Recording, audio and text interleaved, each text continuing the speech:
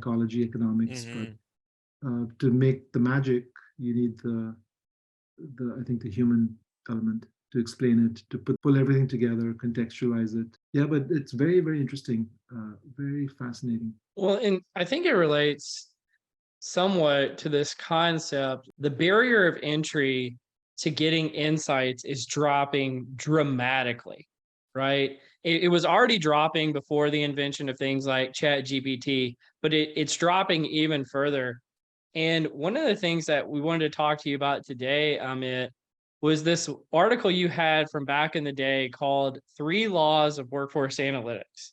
And I even heard you speak in New York about this concept lately about the second law, which I think is becoming more and more salient as the barrier to entry for insights is lowering, which is the consumption of workforce analytics requires effort. And so if the barrier to creating insights is functionally zero, then all that's left to do something with it is effort, Yeah. right?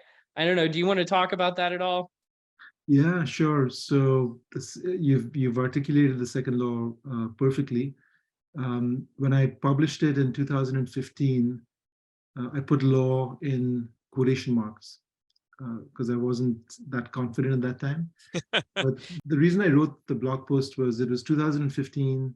It was the anniversary of Moore's Law. It's the April 14th or something. And I was about to join Apple on Monday. So I figured, let me write something and put it out there that helps other people, condenses some of the learnings I've had.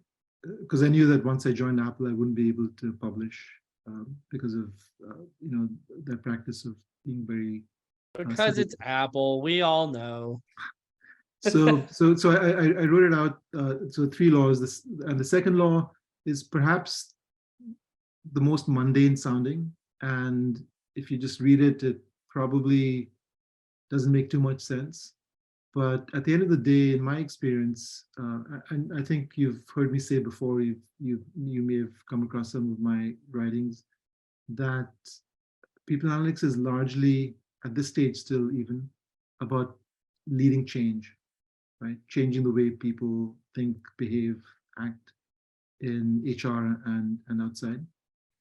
And if you don't understand that, then you're going to be constantly disappointed and frustrated. So the consumption piece comes in. So we're all very excited in people analytics to produce analyses, to build dashboards.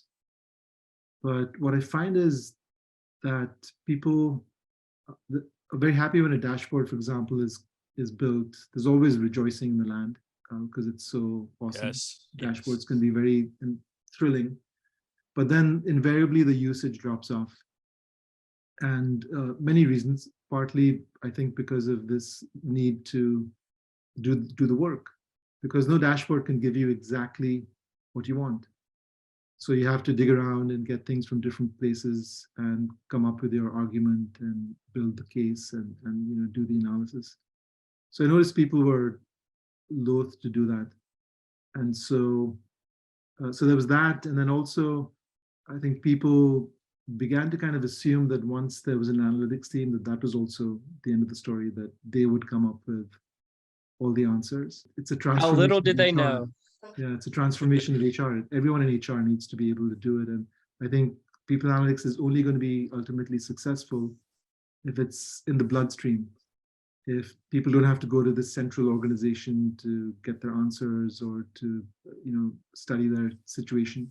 How do you make it in the bloodstream? Just out of curiosity from your experience. So you have to enable it, right? So the approach that I've taken is you have to make people first comfortable with it. Then you have to help people become confident in their capabilities, and then you have to make them capable so they're actually able to do Ah, this. 3 C's. I like it. I didn't even think of that.